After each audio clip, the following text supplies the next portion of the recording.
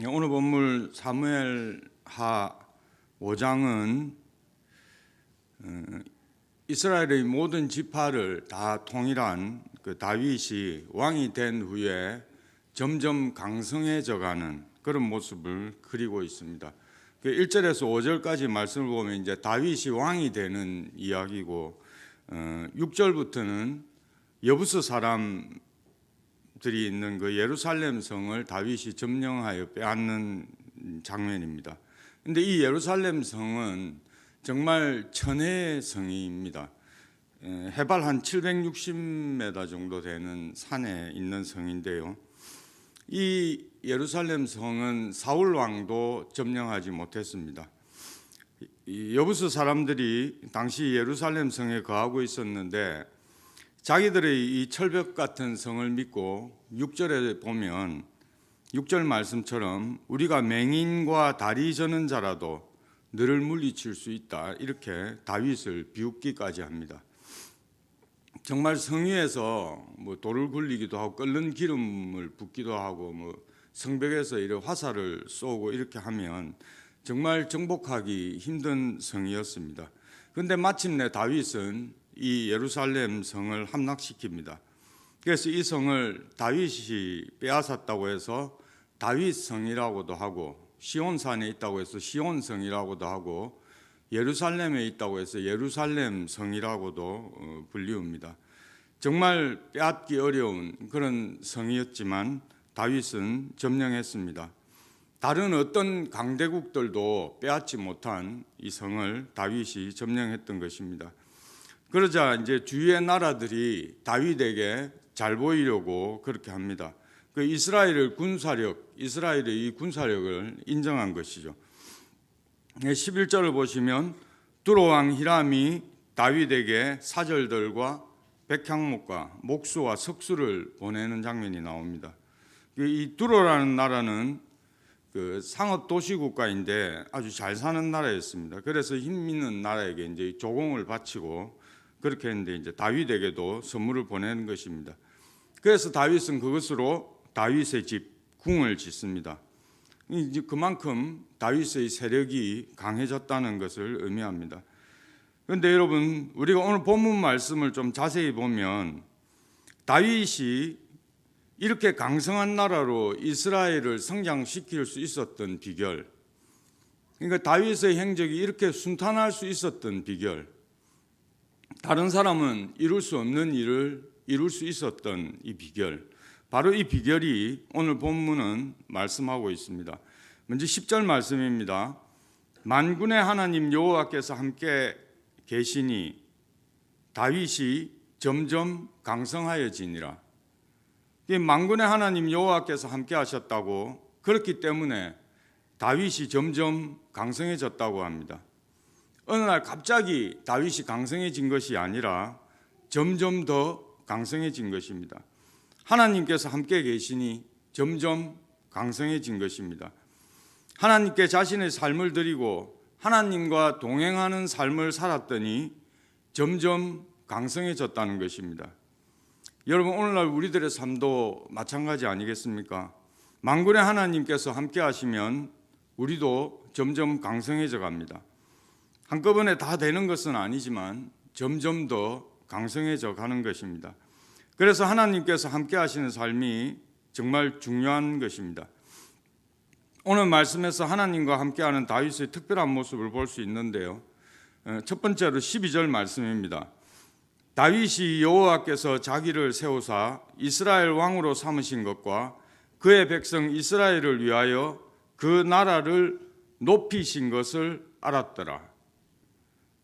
그러니까 다윗은 지금 자신에게 이루어진 그 모든 일이 하나님께서 이루어 주신 것이라는 것을 다윗 자신이 알고 있었다는 것입니다. 자신의 삶에 동행하시며 자신을 강성케 하며 자신의 삶을 형통케 하시는 분이 하나님이신 것을 다윗은 알고 있었다는 것입니다. 그러기에 다윗은 하나님 앞에서 교만하지 않았습니다. 모든 복과 은혜가 하나님께로부터 왔다는 것을 너무 잘 알고 있었기에 다윗은 항상 하나님 앞에서는 겸손한 사람이었습니다. 다윗은 자기가 자기 힘으로 왕이 되었다고 생각하지 않았습니다. 그리고 자기 나라가 다른 나라보다 높아진 것도 자신들의 힘으로 그렇게 되었다고 생각하지 않았습니다. 다윗은 그 모든 것이 여호와 하나님께서 세워주셔서 그렇게 되었다는 것을 잘 알고 있었습니다. 이처럼 다윗은 하나님의 은혜를 아는 사람이었습니다. 그래서 매사에 다윗은 하나님께 영광을 올리는 사람이었습니다. 이렇게 하나님에 대하여 은혜를 아는 자, 매사에 하나님께 영광을 돌리는 자, 감사할 줄 아는 자, 겸손한 자가 하나님의 은혜를 누리게 된다는 것입니다. 역대하 26장을 보면 유다 왕 가운데 우시아라는 왕이 나옵니다. 우시아 왕은 다윗보다는 한 200년 후에 유다의 왕이었는데, 이 우시아도 다윗처럼 아주 강성한 나라를 이루었습니다. 16세에 처음 왕이 되어서 52년간 이제 통치를 하였는데, 하나님 보시기에 대단히 정직하였고 늘 하나님께 구하는 삶을 살았고 하나님의 복과 은혜를 누리며 살았습니다. 그래서 블레셋도 물리치고 아라비아와 마온까지 물리치고 암몬 사람들에게 조공까지 받는, 정말 그 이름이 애굽 변방에까지 퍼졌다고 전해지고 있습니다. 완전히 다윗이 이루었던 그 왕국을 다 회복하는 듯 했습니다. 하지만 그랬던 우시아가 그의 강성함을 멈추고 문둥병자가 되어서 왕위에서 쫓겨나 결국 죽게 되는 사건이 일어납니다. 그렇게 잘 나가던 왕이 하루아침에 정말 처참하게 인생을 마감하게 됩니다. 그 이유를 역대하 26장 16절을 보면 잘 말씀해 주고 있습니다. 그가 강성하여짐에 그의 마음이 교만하여 악을 행하여 그의 하나님 여호와께 범죄하되 곧 여호와의 성전에 들어가서 향단에 분향하려 한지라. 여기서 우리는 무엇을 볼 수 있습니까? 바로 교만입니다. 교만은 하나님 없이도 내가 다 할 수 있다는 것을 말하는 것입니다. 그 교만 때문에 우시아는 하나님께 버림을 받았습니다. 교만한 우시아를 하나님께서 용납하지 않으셨습니다.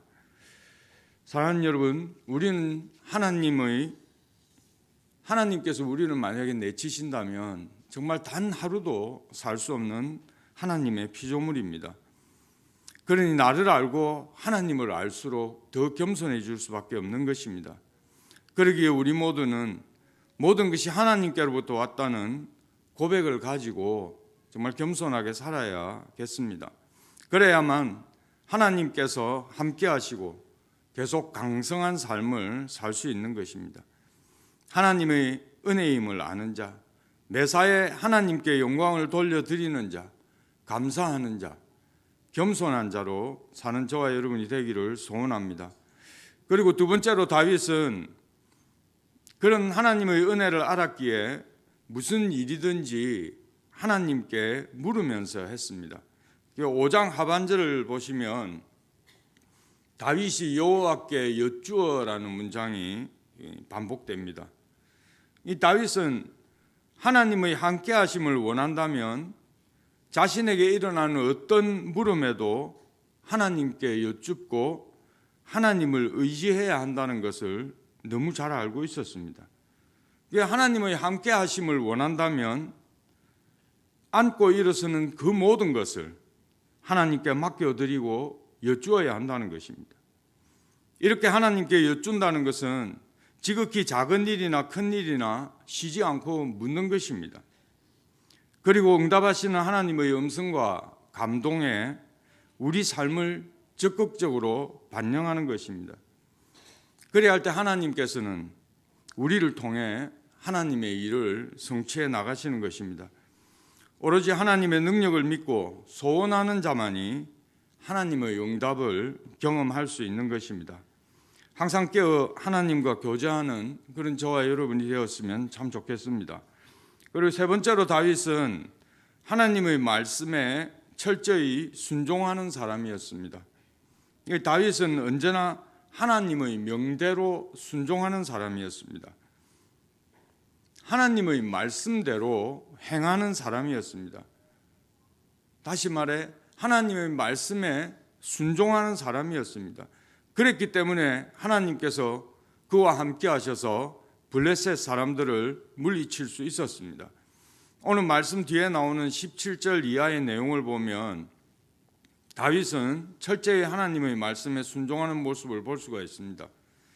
그래서 다윗은 하나님의 명령대로 행하여 블레셋 군대를 물리치게 됩니다. 그런데 이 다윗의 승리의 가장 큰 비결이 바로 하나님께 여쭈어 보는 것과 하나님의 그 응답에 순종하는 것이었습니다. 다윗의 가장 큰 장점은 늘 하나님께 묻는 것과 순종하는 것이었다는 것입니다. 다윗의 시편 중에 19편 14절에 이런 노래가 있습니다. 내 입의 모든 말과 마음의 묵상이 주님 앞에 연락되기를 원합니다. 이 말은 주님 앞에서 다윗의 모든 말과 생각들이 드려지고 있다는 것입니다. 한시도 주님을 잊고 사는 시간이 없었다는 것이죠. 그것이 다윗이 하나님과 함께하는 비결인 것입니다. 사랑하는 여러분, 하나님께서는 우리에게 말씀하시는 분이십니다. 우리가 끝없이 인내하고 기다리고 자신을 죽이고 모든 것을 하나님 중심으로 살아간다면 하나님의 인도하심에 순종하는 모습으로 내 가정에서 내 직장에서 우리 하나님께서 우리에게 명하신 대로 우리가 실천한다면 주변 모든 이들은 우리의 삶을 통해 주님을 보게 되고 또 그 사랑으로 다시 살아나게 될 것입니다. 우리가 정말 주님을 사랑한다면 매일매일 이 마음을 가지고 나아가야 할 것입니다. 아무리 우리가 인격이 훌륭하다고 해도 세상적으로 자랑할 것이 많다고 하여도 세상과 타협하고 우리의 삶 속에서 용기 있게 주님을 선택할 수 없다면 주님도 우리를 사용하지 않으실 것입니다.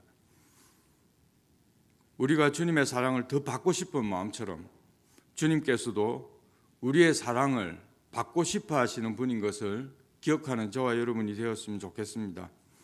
하나님께서는 우리가 전심으로 하나님을 갈망한다면 참 만족을 주시고 또 다윗처럼 하나님의 그 사랑에 깊이 빠지게 되는 축복을 경험하게 해주실 것입니다. 특별히 우리의 모든 삶이 하나님께 초점이 맞춰졌으면 좋겠습니다. 그래야 우리 성도님들의 삶 속에서 주님의 임재와 영광이 드러나기를 축복합니다. 하나님의 은혜가 느껴지는 그런 삶을 사는 저와 여러분이 되기를 간절히 소원합니다. 우리 날마다 숨쉬는 순간마다 찬양 드리도록 하겠습니다.